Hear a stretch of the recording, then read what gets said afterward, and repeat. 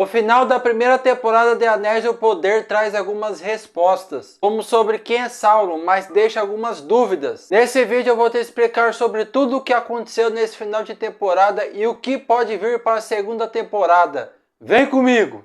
Fala, Geeks! O final da primeira temporada de O Senhor dos Anéis, Os Anéis do Poder, terminou com alguns pontos em aberto. O estranho estava indo para Greenwood sendo perseguido pelos Pés Peludos e o trio de místicos misteriosos. Já os elfos, enquanto isso, estavam pensando em como dar um jeito em sua morte sem o acesso ao suprimento de Mithril. E a Galadriel estava indo em sua direção com o Halbrand ferido. Em outro lugar, o exército númenoriano da rainha regente Miriel navegou para casa depois de ter perdido boa parte do seu exército durante a transformação das Terras do Sul em Mordor. Mas além disso, o final da temporada também termina com Halbrand indo para Mordor. Para quem não sabe, é em Mordor que o Sauron vai forjar o Anel e o Olho de Sauron. Mas já comenta aí, o que você achou desse final de temporada? Gostou da série? Comente. Além desse vídeo, vai sair um vídeo essa semana sobre os anéis que os elfos forjaram. Para você ver esse vídeo, você tem que estar aqui para não perder. Então curta o vídeo e se inscreva. Muito obrigado,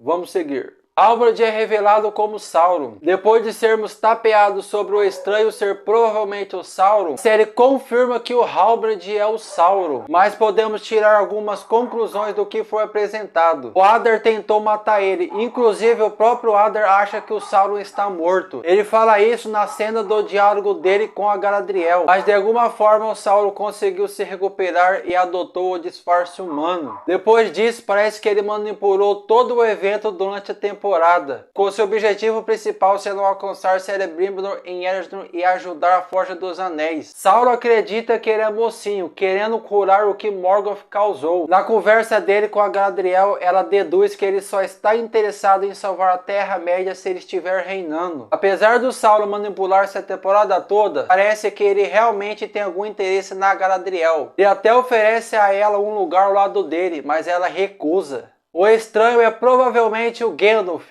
Embora a série tenha dado pista que o estranho podia ser o Sauron, ele não é. Durante o duelo contra o Manto Branco, que é como eles são chamados, eles percebem que o estranho na verdade é um Istar ou um mago. Como Sauron, os Istars são espíritos Maiar, mas estão encarnados em corpos humanos enviados pelos Valar para combater o mal e não causá-lo. Também ao contrário de Sauron, os Istars chegam à Terra-média com suas memórias nebulosas e seus poderes reduzidos. Tolkien só escreve cerca de 5 Istars, todos os quais aparecem durante a Terceira Era ao invés da segunda. São estes Gandalf, Saruman, Radagast e os 2 magos azuis raramente vistos. Uma pista que ele pode ser o Gandalf, com suas memórias gradualmente voltando nos momentos finais do final da temporada, o estranho diz a Nori, siga seu nariz, que é exatamente o mesmo conselho que Gandalf oferece a Merry em O Senhor dos Anéis. Uma pista bônus, o estranho transforma o Morador, Nômade e a Seta, que é como o trio místico é chamado, em mariposas durante sua luta. Depois ele acena para os insetos como os quais Gandalf faz em O Senhor dos Anéis. Por que o estranho e a Nori estão indo para Aurum?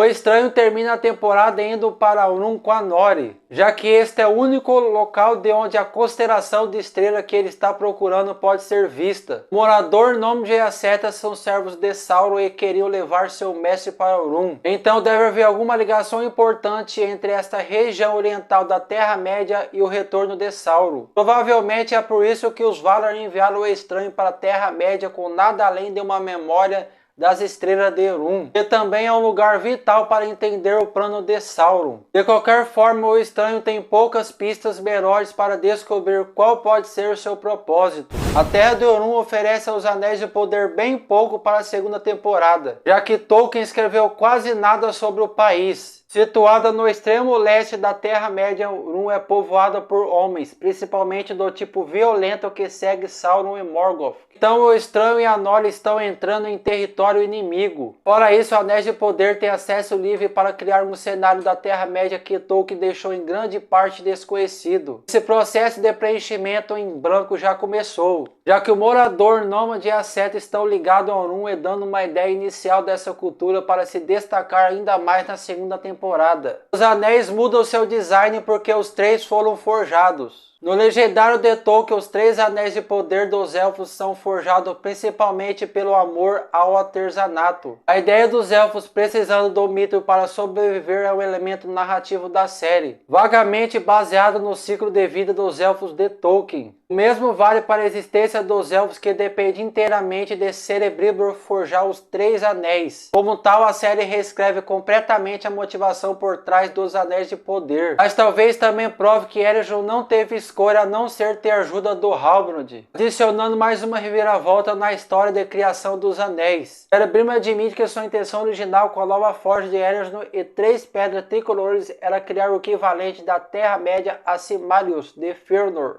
Galadriel sugere fazer 3 anéis de poder. O episódio 8 também explica por que Nia, Nyria e Vilya, que é o nome dos 3 anéis, tiveram seu design final. As partes de Mithrin foram projetadas para salvar os elfos da morte. Os outros metais preciosos amplificaram essas qualidades. Os acessórios para o dedo foram a forma escolhida porque o poder precisava ser dividido entre várias peças. Uma forma circular era necessária para aprimorar a magia. A série então revela por que 3 era o número mágico. Galadriel acredita que o único anel corromperia seu dono, e 2 anéis julgariam o conflito enquanto 3 manteriam os outros sob controle. Sua lógica se mostra correta, pois os anéis permanecem perfeitamente equilibrados até a queda de Sauron em O Senhor dos Anéis. Visivelmente, o forjamento bem sucedido do pedaço de Mithrin evitou a morte dos elfos por enquanto. Lembrando que vai sair um vídeo falando mais sobre os anéis.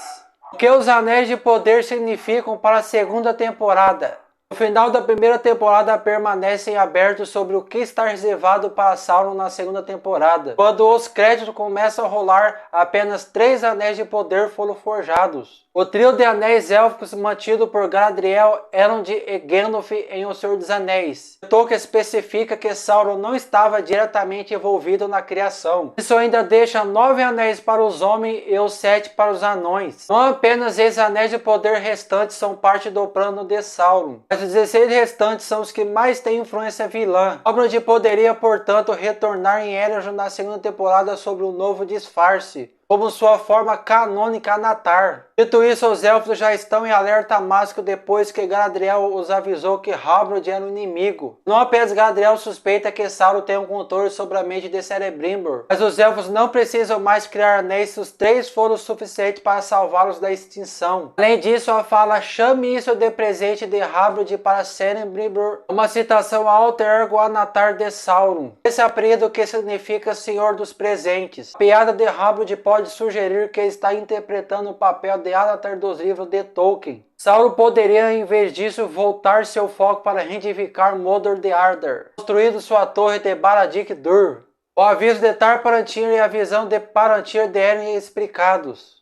Tar-Palantir desperta para entregar uma profecia depois de confundir Eren com sua própria filha. Ele acusa Eren de se esgueirar na calada da noite. Ela provavelmente está fazendo isso para estudar o Palantir sentado no topo de sua torre. O rei quer que a sua filha pratique com cautela, aparentemente porque o uso excessivo do orbe ocular é responsável por seu constante estado de confusão. Palantir infelizmente morre antes de sua filha retornar da Terra-média, que pode fazer de Miriel a governante de Númenor. Mas antes que o rei faleça, ele permite que Eren acesse a câmara de Palantir da torre. A série não confirma o que ela vê dentro do orbe ou mesmo se ela usou. Eren parecia se ressentir da amizade de seu pai e irmão em relação aos elfos no início da série. Profecia de Tar-Palantir de que os velhos hábitos de Númenor condenaria toda a ilha poderia fazê-la mudar de ideia. Mas ele também pode interpretar mal seu aviso e se unir contra os fiéis e sua própria família.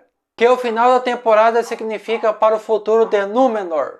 À medida que a morte do rei se aproxima, Pharazôn começa a fazer seus planos, fazendo discursos sobre a vida e a morte. Pharazôn menciona a imortalidade que nenhum homem, nem mesmo o rei, pode alcançar. Esta fala pode significar que ele tem ambições em Númenor. Então, em primeiro lugar, Pharazôn pretende assumir como rei de Númenor agora que Tar-Palantir está morto. Já em segundo lugar, ele busca maior glória e imortalidade que só os Valinor pode prometer. Mas enquanto está acontecendo, Míriel tenta descobrir como pode esconder sua recente cegueira da população de Númenor. Míriel acredita que sua falta de visão será interpretada como um fracasso da missão da Terra-média ou um sinal de fraqueza. Por mais que ela pratique, é improvável que Míriel engane Pharazôn. E sem dúvida encontrará uma maneira de explorar sua cegueira em benefício próprio. Pelo menos Míriel tem um amigo, Elendil. Finalmente admite que pertence aos fiéis do final da temporada. Mas Elendil confessa à rainha que é amigo dos elfos e quer que o Númenor volte aos velhos hábitos, mesmo diante da morte do seu filho. Pois seu desapreciado temor da série não aborda o destino de Isildur no final da temporada. Mas graças ao Senhor dos Anéis ele está vivo. Mas a verdadeira questão é quem vai encontrá-lo na segunda temporada. Mas agora eu quero saber de você. Você acha que eu estranho alguém no fim? Comente. Não se esqueça, curta o vídeo e se inscreva. Sua presença é muito importante. Você aqui vai ver mais vídeos sobre o Senhor dos Anéis e sobre tudo o que rola na cultura pop. Muito obrigado. Até a próxima. Fui!